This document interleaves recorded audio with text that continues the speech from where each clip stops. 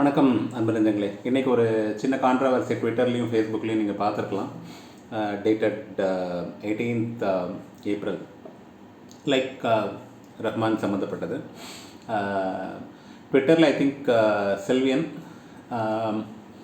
ஃபேஸ்புக்கில் ஃபேமிலட் நவீன் மொசாட் இவங்க வந்து ஒரு வீடியோ ஒன்று பப்ளிஷ் பண்ணியிருந்தாங்க, ஷேர் பண்ணியிருந்தாங்க. அதை பப்ளிஷ் பண்ணியிருந்தாங்கன்னு சொல்கிறத விட சுபாஷ் காய் கூட ரஹ்மான் யுவராஜ் படத்துக்காக ஒர்க் பண்ணும்போது அதில் ஏற்பட்ட அனுபவங்கள் குறித்து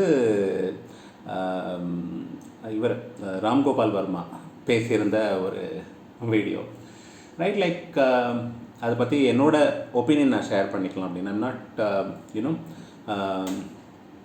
creating another controversy, but I'm just sharing my thought on that.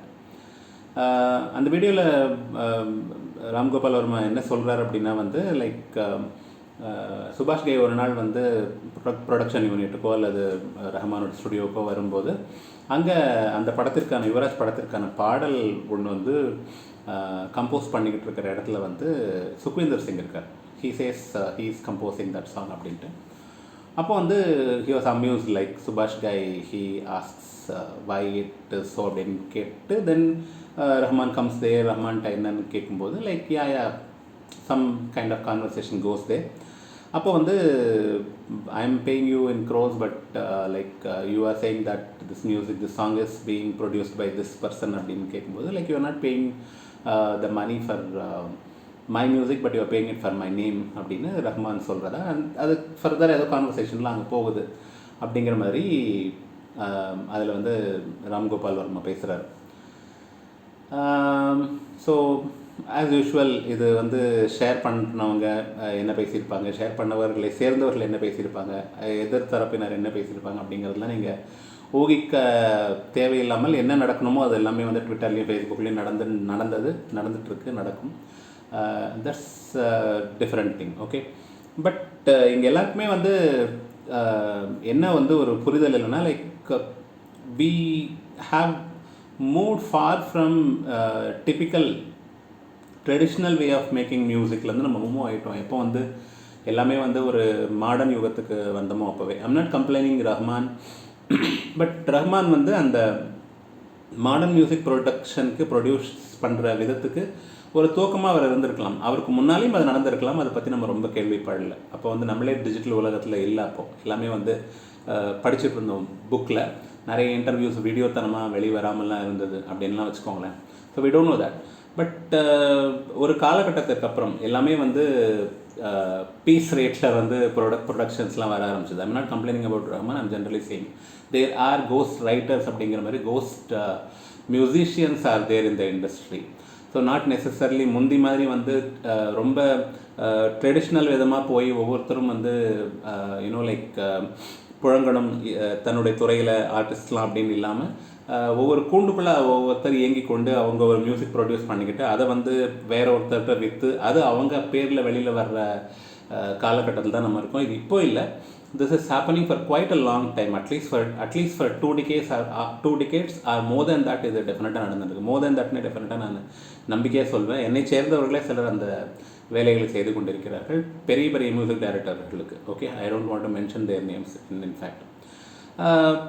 ரஹ்மானோட working style சிலது ஒரு உதாரணம் நான் சொல்கிறேன்.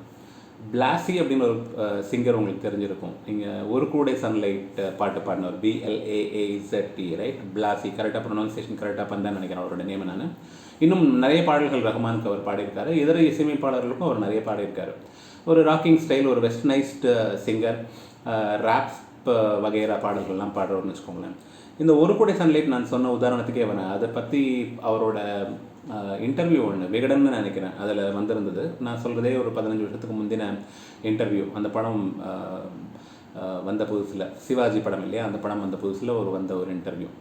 ஸோ பிளாசி ரஹ்மானை மீட் பண்ணுறதுக்கு போகிறார். ரஹ்மான் இன்வைட்டை வச்சு ரஹ்மானை மீட் பண்ண போகிறாரு. Rahman tax to him about one situation. இந்த சிச்சுவேஷனில் ஒரு ராக்கிங் சாங் ஒன்று வரணும் அப்படிங்கிறத பற்றி பேசுகிறாரு. படம் பற்றி குறிப்பிடலையா, சிச்சுவேஷன் யாருக்கு இந்த பாட்டு வரப்போகுதுன்னு சொல்கிறாரா சொல்லலையான்னு நான் மறந்துட்டேன். தென் மேபி உடனேவா இல்லை இன் a couple of days time Blaaze makes a song on his own writing, on his own tune. He makes it and hands it over to Rahman. Rahman would have paid for it. Okay, definitely அதுக்கான வெகுமானத்தை வந்து ரஹ்மான் அவருக்கு கொடுத்துருப்பாருன்னு நினைக்கிறேன். Then Blaaze completely forgets about that song because he got paid for it. He goes off. Then over a period of 3 months, 6 months, even 1 year or even later, this song suddenly gets released in the album Shivaji for Rajini, which becomes a surprise to this man. But nevertheless, he is not worried because he got paid for what he has contributed. Adanal he is not worried about it. His song came, he became again even அதுக்கு முன்னாலே கொஞ்சம் ஃபேமஸாக இருக்கிறாரு. Even ஒரு better இன்னும் ஃபேமஸான பர்சனாக மாறுறார் பிளாஸி. So net இங்கே நான் சொல்ல வர்றது என்னென்னா வந்து some songs Rahman is giving the idea about the song to the musicians and the musicians produce the song and it becomes Rahman's product. இன்னொரு நல்ல உதாரணம் சொல்லணும் அப்படின்னா வந்து it happened in 90s itself for Rahman. நீங்கள் இந்த வீடியோ பார்த்துருக்கலாம். இந்த காதலிக்கும் பெண்ணின் கைகள் தொட்டு நீட்டின பாடலில் வர ஒரு தவில் சத்தத்தை குறித்த ஒரு வீடியோ ஒரு ரீசெண்டாக கலாட்டா சேனல்லையோ அல்லது பிஹைண்ட் உட்ஸ்லையோ அவரை கொடுத்துருந்தாங்க. அவர் he says he just goes to the Tavil Vidwan, goes to Rahman's studio. Rahman doesn't gives the notations to the Tavil Vidwan. The Tavil Vidwan கிட்ட பேக்ரவுண்ட் ஸ்கோர் அந்த பாடலுக்கான காதலிக்கும் பெண்ணின் கைகளோட ஒரிஜினல் பேக்ரவுண்ட் ஸ்கோரை போட்டு காட்டி இதுக்கு பொருந்துற மாதிரி ஒரு சவுண்ட் நீங்கள் கொடுங்களேன் உங்களோட தவில்ல அப்படின்னு அவர் சொல்கிறார். அப்போ டக் டும் டும் டும் டும் அப்படின்னு ஒன்று வரும் இல்லையா, அந்த சவுண்டை வந்து அந்த தவில் தானே கொடுக்குறாரு. அதை எடுத்து ரஹ்மான் யூஸ் பண்ணிக்கிறாரு. That doesn't mean that it's not Rahman's composition, it's Rahman's composition, இது அவரோட கம்போசிஷன் நீங்கள் நம்ம சொல்கிறதுக்கு இல்லை. Different music directors work in different style. If you ask me about Raja's style of working, Raja writes each note, each stroke that is being played in music, he owns. He writes notes for each instrument, each singer, all that.